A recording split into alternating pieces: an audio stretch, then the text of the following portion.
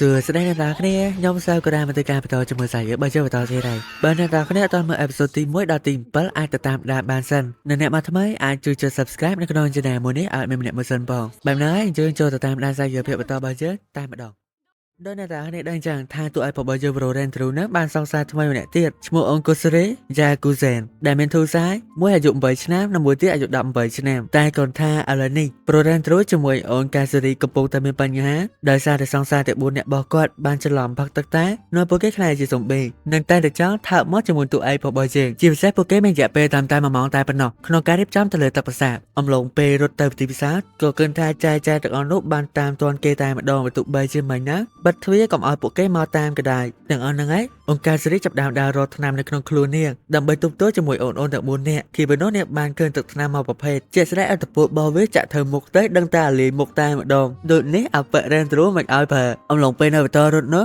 តួឯករបស់យើងអាចចាប់អារម្មណ៍ឃើញពួកគេនោះរត់លឿនខ្លាំងណាស់ជាពិសេសក៏បានចាប់អារម្មណ៍ឃើញអ្នកគ្រូនាយកសាលានៅនឹងដែរគាត់នេះភ្ញាក់ផ្អើលជាខ្លាំងអំឡុងពេលឃើញគាត់រត់មករដល់ហេតុឃើញមុខយ៉ាងស្រស់ស្អាតបែបនេះអង្គការសេរីធំបានទេទើបជាយកទឹកថ្នាំដែលនេះបំរុងចាក់ទៅកាន់ពួកគេទាំង4បោះចំមុខអ្នកគ្រូនឹងតែម្ដងឥឡូវនៅដែរបានចេះពីគាត់មកអខ្វល់អារឿងមុខគាត់អាលីនោះទេសំខាន់ខំ make up ឡើង3ម៉ោងមិនគួរណាអ្នកធ្វើបែបនេះលើពីនេះទៅទៀតក៏វាបង្ហាញមុខពិតរបស់ខ្លួនឯងគាត់ក៏បានរត់ចាក់ចែងពីទីនឹងទៅតែយ៉ាងណាក៏ដោយសម្រាប់អង្គការសេរីยังខកចិត្តដែរមិនគួរណាថ្នាំបននេះមិនសូវមានអត្តពលទៅលើអ្នកគ្រូសោះខំតែគិតថាខ្ទេចមុខបាត់ឯហ្នឹងឥឡូវនេះយើងគិតថានៅអំឡុងពេលដែលពួកគេតាមប្រូរ៉ែនទ្រូនិងអង្គការសេរីអត់ទាន់ក៏បានចាប់ដើមរៀបផ្លែនបបែកគ្នាក្នុងការរត់ដេញតាមពួកគេទាំងពីរគឺដូច្នោះប្រូរ៉ែនទ្រូបានយល់ឃើញអន័យថាពួកគេធ្វើដំណើរតាមដោយសារតែពួកគេចង់ថើបគ្នាជាមួយគាត់បែបហ្នឹងក៏បបែកគ្នាជាមួយអង្គការសេរីក្នុងការនេះធ្វើដំណើរទៅបន្ទប់ពិសោធន៍បង្កើតទៅលើថ្នាំម្សាបទាំងអស់នោះទៅជាគេថានៅពេលនោះប្រូរ៉ែនទ្រូបានគិតថាអូសូការរត់មិនសូវលឿនដូចជាអ្នកដទៃនោះទេ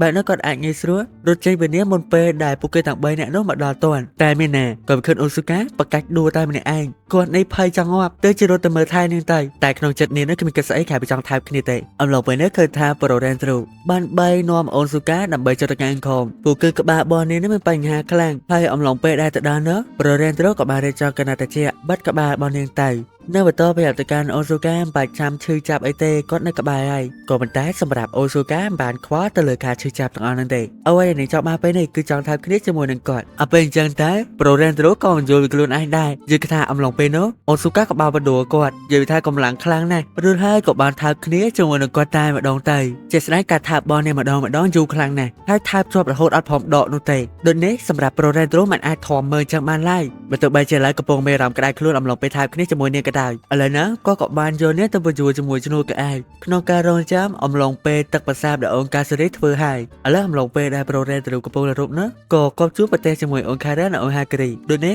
ពួកគេទាំងពីរក៏ចាប់ដើមភាសាគ្នាហើយបាននិយាយភាសាវិញមានស្អីយ៉ាងជុតឡើងទេអពេលរត់រាក៏ចាប់ដើម transfer ចេញមកនឹងបានចាប់កវត្តអូនហាគ្រីដើម្បីមកបបោកប្រូទូឯករបស់យើងកំពុងតែរត់ទាំងអស់ហ្នឹងហើយពួកគេទាំងពីរនាក់បានតាមទាន់គាត់ហើយឥឡូវនេះអូនហាគ្រីក៏ចាប់ដើមថើបគាត់តែម្ដងនៅបបរោជាមួយការថើបរបស់អូនខារ៉ែនដែរដូចនេះបាននិយាយពីអារម្មណ៍របស់ប្រូរ៉ែនទ្រូគឺរៀងក្តៅខ្លួនជាងការនៅជាមួយអូនស៊ូកាទៀតអត្តពល2នាក់នេះសាហាវខ្លាំងពេកតោះអាកិនតបបានដឹងស្អីហោះក៏ឃើញថាទាំងចៃហាគ្រីនិងចៃខារ៉ែនចាប់ផ្ដើមបន្តឆ្លុះគ្នាពេញហ្នឹងភាសាវិញគ្មានស្អីទេក៏ជុតឡើងអពេលចឹងតែនាំឲ្យប្រូរ៉ែនទ្រូហួសចិត្តជាខ្លាំងអាខ្លួនឯងខ្លាចជាស៊ុំប៊ីគ្មានគិតអីក៏ចង់ថើបហើយនៅឆ្លុះគ្នាទៀតតើពេលឃើញមកពួកគេនៅចិត្តគ្នាបែបនេះប្រូរ៉ែនទ្រូក៏បានចាប់បញ្ញប់ពួកគេឲ្យថើបគ្នាទៅវិញទៅមកតែម្ដងទាំងអស់ហ្នឹងគឺថាអារម្មណ៍ទាំងអូនហាគ្រីនិងអូនការ៉ែលអៀនគ្នាទៅវិញទៅមកហើយចាក់ស្ដែងទៅរសជាតិទាំងអែមដែរអត់ខុសពេលថើបគ្នាជាមួយណាបរ៉ែនទ្រូទេបានជាពួកគេអង្គពេលបន្តថើបគ្នាទៀតទៅក្រោយពីឃើញទស្សនវិជ្ជាទាំងអស់នេះសម្រាប់ការកាត់របស់ប្រូរ៉ែនទ្រូនោះគឺថាពួកគេទាំងពីរឆ្លុះគ្នាមែនរងហើយក៏ប៉ុន្តែក៏ស្រឡាញ់គ្នាណាស់ដែរហើយណាមួយបូករួមជាមួយអាថាមពលនឹងទៀតថើបគ្នាលែងដកមាត់បដាយម្ល៉េះអំឡុងអាកាសល្អបែបនេះក៏ធ្វើដំណើរចាក់ចេញដើម្បីទៅបន្ទប់គីមីក្នុងពេលដែលគាត់បើកទ្វារដើម្បីចូលទៅជួបអូនកាសេរ៉េក៏ប្រទះឃើញអូនណាណូនៅក្នុងហ្នឹងម្ល៉េះហើយបានជាប្រូរ៉ែនទ្រូទម្លាក់ខ្លួននៅក្បែរនោះនិងបន្តកាត់ក្នុងចិត្តរបស់គាត់បើសិនជាអូនណាណូនៅក្នុងបន្ទប់គីមីចឹងក៏មិនដឹងថាត្រូវទៅដើររកអូនកាសេរ៉េនៅណាដែរឥឡូវនេះទីជិះឃើញថាការពិតទៅអូនកាសេរ៉េក៏បានលាក់ខ្លួននៅក្នុងទូជាមួយនឹងគាត់ដែរណូគាត់ចាប់ដើមគាំងដែលអំឡុងពេលនៅក្បែរអូនកាសេរ៉េចឹងបើទោះបីជាណាសម្រាប់គាត់និយាយឆ្ងល់ដែរមិនបានជាអូនណាណូអត់ព្រមមកតាមគាត់ ទៅជាមករកអង្គការសេរីនៅក្នុងបន្ទប់គីមីនេះទៅវិញហើយជាក់ស្ដែងទៅអ្នកដែលរៀបចំផ្លានក៏ជាអូនណាណូនឹងដែរអំឡុងពេលនោះបានជាអង្គការសេរីប្រាប់ទៅកាន់ប្រូរ៉ែនទ្រូអំឡុងពេលនៅគ្នាពីរអ្នកបែបនេះអង្គការសេរីចង់ឲ្យប្រូរ៉ែនទ្រូធ្វើជំនួយដើម្បីតាក់អូនណាណូរត់ទៅឲ្យឆ្ងាយចឹងគ្រានៅពេលនោះនាងអាចឆ្លៀតឱកាសចូលទៅក្នុងបន្ទប់គីមីបង្កើតទៅលើថ្នាំអាសាបានឬដូច្នេះការប៉ັດទៅនោះក៏ជាការកើតរបស់ប្រូរ៉ែនទ្រូប៉ុន្តែក៏យល់ឃើញថាអូនណាណូឆ្លាតខ្លាំងពេកអាចជាពិបាកបោកនាងខ្លាំងណាមួយក៏អាចរកឃើញអង្គការសេរីកំពុងលាក់ខ្លួននៅនឹងដែរដូចនេះសម្រាប់គាត់អត់ដឹងត្រូវធ្វើយ៉ាងណាទេដើម្បីជួយសង្គ្រោះពួកគេទាំង4នាក់ជាស្ដែងខលពីឃើញការភ័យខ្លាចរបស់ប្រូរ៉ែនទ្រូអង្គការសេរីបាននិយាយទាំងយំប្រាប់ទៅកាន់គាត់ដែលនេះធ្លាប់ជួបប្រទេសរឿងនៅម្ដងកាលពីមុនហើយនោះគឺជាមូលហេតុដែលគ្មានណាគេជាសមាជិកនៅក្នុងក្លឹបរបស់នាងនៅរហូតដល់ពេលនេះគឺជាលើកទី2ដែលវាកាត់ឡើងម្ដងទៀតនាំឲ្យនាងចាប់ដើមខ្លាចថាប្រូរ៉ែនទ្រូនឹងស្អប់អំឡុងពេលដែលមានបញ្ហាកាត់ឡើងច្រើនទាំងអស់នេះសម្រាប់អង្គការសេរីគឺมันអាចនៅទទួលយកបានទេអំឡុងពេលឃើញប្រូរ៉ែនទ្រូកំពុងតែបាក់ចិត្តនៅបន្តប្រាប់ទៅកាន់គាត់ថាពេលនេះនាងសម្រាប់ចិត្តថាលេបកាតនិងប្រសើរទៅលើថ្នាំទាំងអស់នោះទៀតហើយក៏ដូចជាសុំទៅកាន់គាត់មិនចង់ឲ្យគាត់ស្អប់នាងនោះទេម្យ៉ាងវិញទៀតឥឡូវអាចជាដល់ពេលបញ្ចប់ដែលនាំយកពួកគេទាំង4នាក់ឲ្យត្រឡប់មកដូចដើមវិញព្រោះថានេះមានថ្នាំប្រភេទម្យ៉ាងជាថ្នាំប្រសាទដែលធ្លាប់ជួយប្រូរ៉ែនទ្រូពីមុននឹងឯងនិយាយទៅបើទោះបីជាឥឡូវមានតែម្ដងមែនក៏តែសម្រាប់ក្នុងចិត្តរបស់ប្រូរ៉ែនទ្រូនោះគឺឃើញថាម្ដងនេះអាចជួយទៅកាន់អូនណាណូដើម្បីយកពេលវេលាក្នុងការបង្កើត3ដបទៀតព្រោះថាអូនហាគ្រីមួយអូនខារ៉េកំពុងថើបគ្នានៅចំណែកអូនស៊ូកាក៏មិនអាចដើរទៅណាបានដែរបើទោះបីជាណាក៏ដោយឥឡូវគាត់ចាប់ដើមគាំងក៏ឃើញអូនគូសេរីយកទឹកថ្នាំម្ដងនោះទៅផឹកដូចនេះបានពួកគេបកកាយកិនពេញនឹងទៅនាំឲ្យនេះបានជួយទឹកថ្នាំម្ដងនោះបាត់ទាំងអស់ហ្នឹងហើយនាំឲ្យអង្គការសេរីចាប់ដើមប្រែទៅជាមនុស្សធំវិ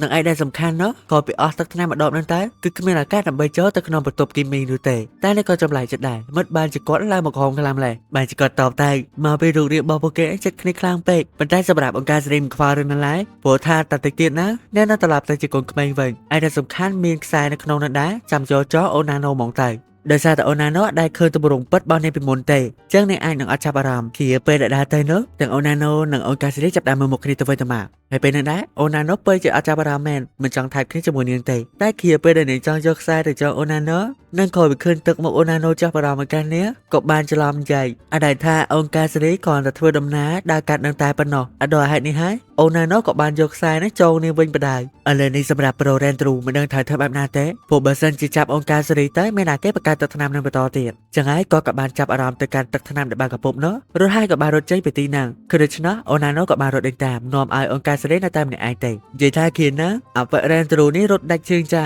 រហូតតទម្លាក់ខ្លួននៅក្នុងបន្ទប់នៅក្បែរនោះប៉ុន្តែមានណាដោយសារតែកម្លាំងរបស់អូណាណូខ្លាំងពេកក៏បានកោះទ្វារចូលទៅខាងក្នុងបានត្រង់ចំណុចហ្នឹងគ្នាភ័យព្រោះតែបើទោះបីជាគាត់ចង់ថើបគ្នាពិតមែនក៏តែថ្ងៃនេះរៀងជ្រុលខ្លាំងពេកទ្រាំលែងចង់បានឥឡូវនេះយើងឃើញថាអូណាណូបានដើរទៅរកគាត់រួចហើយយើងក៏បានឃើញថាពួកគេនឹងចាប់ដើមថើបគ្នានៅចំណុចហ្នឹងទៅក្នុងទស្សនវិជ្ជាក្តៅខ្លួនមួយនេះទូឲ្យបើយើងហាក់ដូចជាលែងចង់ប្រកែកអីទៀតហើយក៏បានយល់ព្រមធ្វើតាមដំណើរថើបគ្នាជាមួយនាងហើយឆ្ងាញ់ថាសាច់យកតនចោលផងមកលោតឲ្យត្រូស្អីណាដូចនេះបន្ទាប់ពីថើបគ្នាបានមកស្ទុះមកក៏ឃើញថាអង្គការសេរីយកទឹកថ្នាំប្រសាទចាក់ចូលមាត់អូណាណូតែម្ដងនិយាយដល់ទៅទាំងអស់នេះក៏ជាគោលបំណងនៃផែនការរបស់ទូឯងរបស់យើងដែរក្នុងការទិញពេលវេលានាំអូណាណូមកឆ្ងាយទុកឱកាសឲ្យអង្គការសេរីនោះរៀបចំទឹកថ្នាំមិនយូរប្រហែលលុះមកដល់ពេលនេះឃើញថាឥឡូវចាយរបស់យើងបានត្រឡប់មកដូចដើមវិញនិយាយពីអូណាណូនាងមានអារម្មណ៍ថាខ្លួនឯងធ្វើអីមួយយ៉ាងជាមួយប្រូរ៉ែនទ្រូក៏ប៉ុន្តែអត់ចាំទេឥឡូវនេះសម្រាប់អូណាគ្រីវិញគេបណូនេះបានសុំទោសគេតែមកអៀនហើយឯដែលសំខាន់អូណាគ្រីនឹងបានចងចាំអប្រិតការថើបគ្នាជាមួយអូនខារ៉ែនដោយហេតុនេះហើ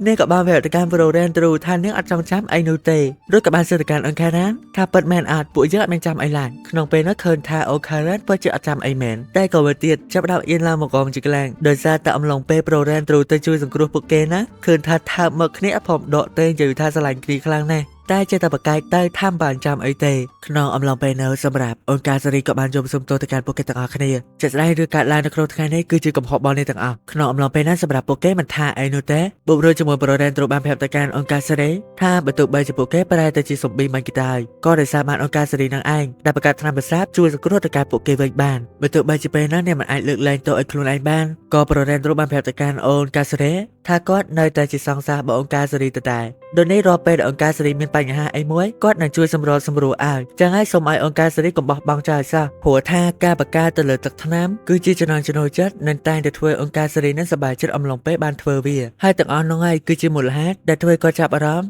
និងស្រឡាញ់ទៅកាន់អង្គការសេរីនឹងឯងឥឡូវក៏វាលើការនិយាយបបរ៉ែនដ្រូអញ្ចឹងអូនរបស់គាត់តែ4នាក់ក៏ចង់លងខ្លាំងណាស់ដែរបែបហ្នឹងបើនិយាយពីអង្គការសេរីទេនេះសប្បាយចិត្តខ្លាំងណាស់ទើបបានចលត់អោបទៅកាន់អបិនឹងតែម្ដងឬក៏បានវេទៅកាន់ប្រូរ៉ែនដ្រូថានោះពិតជាចំណងចំណូលចិត្តរបស់នាងមែននាងស្រឡាញ់ទៅលើការបង្កើតទឹកថ្នាំជាមួយនឹងការស្រឡាញ់ប្រូរ៉ែនដ្រូដូចគ្នាទាំងអស់ហ្នឹងហើយនាងក៏ចាប់ដើមថើបគ្នាជាមួយនឹងប្រូរ៉ែនដ្រូតែម្ដង